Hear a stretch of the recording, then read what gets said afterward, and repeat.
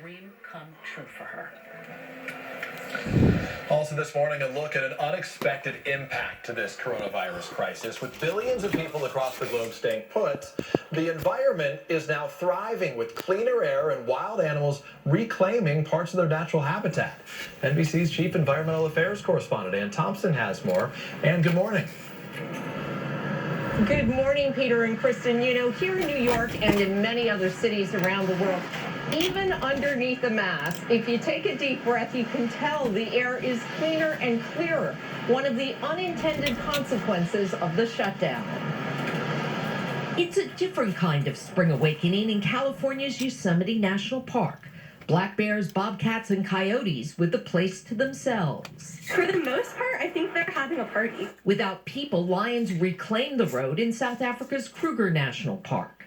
From the great outdoors to the world's great cities, the virus shutdown dramatically illustrating our impact on the planet. When we run our economies less, we pollute the environment less. And now we have seen pretty dramatic improvements in things like air quality around the world. Marshall Burke teaches Earth System Science at Stanford University. Is this a real-time experiment on our impact on the environment? It is a real-time experiment. I don't think it's an experiment we wanted to run. This is not the way to clean up our environment. Still, with fewer cars, planes, and factories, the change is stunning.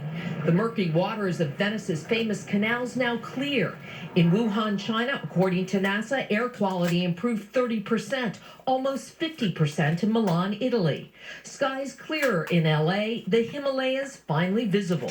Improvements coming at a horrific economic cost. Clearly, we're going to be in a spiral here if we don't find a way soon to reopen the economy. Climate scientist Radley Horton warns the environmental benefits may not last if we return to business as usual, especially now with the Trump administration's rollback of pollution controls, including vehicle mileage standards and mercury and soot emissions. But there is a way to have a strong economy and a cleaner environment. As we go forward, maybe we'll see more people only commuting to work 4 days a week instead of 5.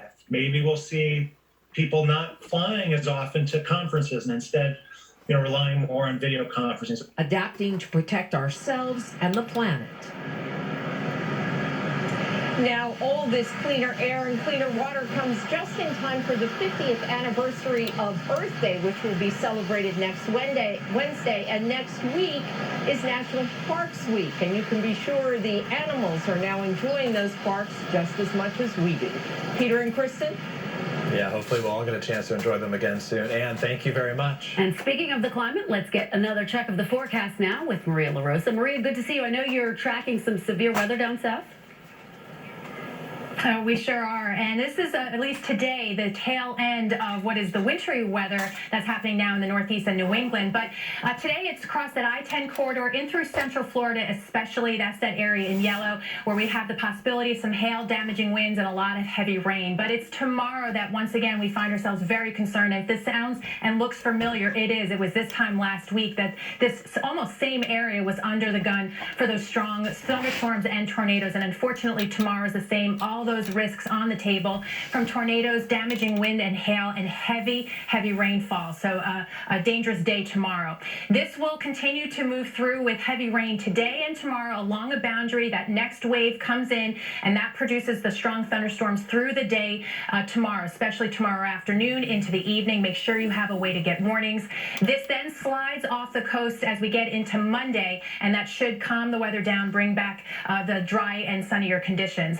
But again, another facet to this story is just how much rain is possible here. We're talking 2 to 3 inches of rainfall in a relatively short amount of time in those areas that are still cleaning up after last week's storm. So there is a definite high risk of flash flooding on top of everything else. But eventually, as I mentioned, by Monday, things will be drying out. And that's a look at today's weather across the country. Here's a look at what you can expect. To run. This is not the way to clean up our environment. Still, with fewer cars, planes, and factories, the change is stunning. The murky waters of Venice's famous canals now clear. In Wuhan, China, according to NASA, air quality improved 30%, almost 50% in Milan, Italy. Skies clearer in LA, the Himalayas finally visible. improvements coming at a horrific economic cost. Clearly, we're going to be in a spiral here if we don't find a way soon to reopen the economy. Climate scientist Radley Horton warns the environmental benefits may not last if we return to business as usual, especially now with the Trump administration's rollback of pollution controls, including vehicle mileage standards and mercury and soot emissions. But there is a way to have a strong economy and a cleaner environment. As we go forward, maybe we'll see more people only commuting to work 4 days a week instead of 5. Maybe we'll see people not flying as often to conferences and instead, relying more on video conferences. Adapting to protect ourselves and the planet. Now, you may be wondering about what's happening with carbon dioxide emissions. Those are the emissions that fuel climate change. They're dropping as well, and it's estimated they're dropping about 4%, but that is not enough to stop the trajectory that we're on to a warming planet. Alex? I got to tell you, though, I feel like applauding you. Thank you so much, Ann Thompson. That was a great piece and some really good news in these somewhat dark days. Thank you. The president and the protesters, how his tweets are encouraging a backlash against some state leaders as demonstrators push to get the economy back up and running ASAP. When you shop with Wayfair, the proof is in the pudding pertaining to what that we have been doing to Mother Nature in regards to global warming. Now, since everybody has slowed down, aviation has slowed down, we now see the results that is plain as the nose on your face in regard to seeing improvements with our atmosphere and our stratosphere. Now the next question is this: what are we going to do as humans to try to preserve and maintain this reversal in destroying our planet?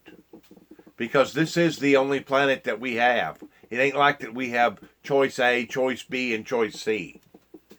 We only have one planet. And there should have been alarms and whistles went off probably even throughout the 70s pertaining to what we was doing with the planet 40 years ago or 50 years ago. And we shouldn't have had to have waited for a pandemic to have hit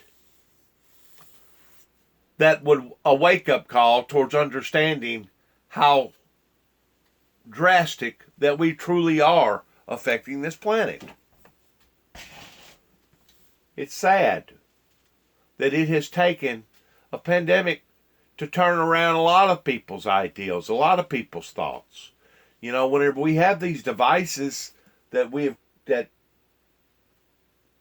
have engineered, people need to start using them.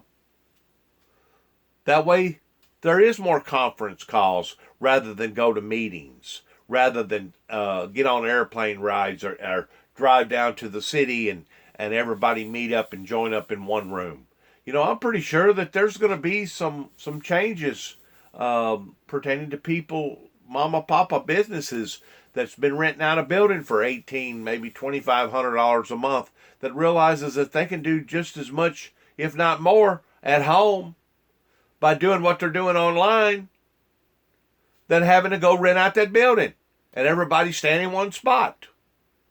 So it is a wake-up call, and hopefully it will put us in the right direction towards recuperating not only ourselves but the planet towards a better, prosperous future for tomorrow for ourselves and for our children and our children's children.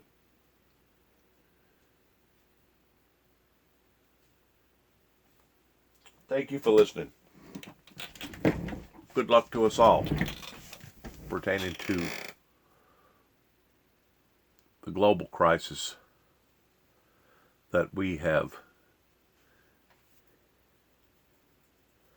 all been a part of, including myself.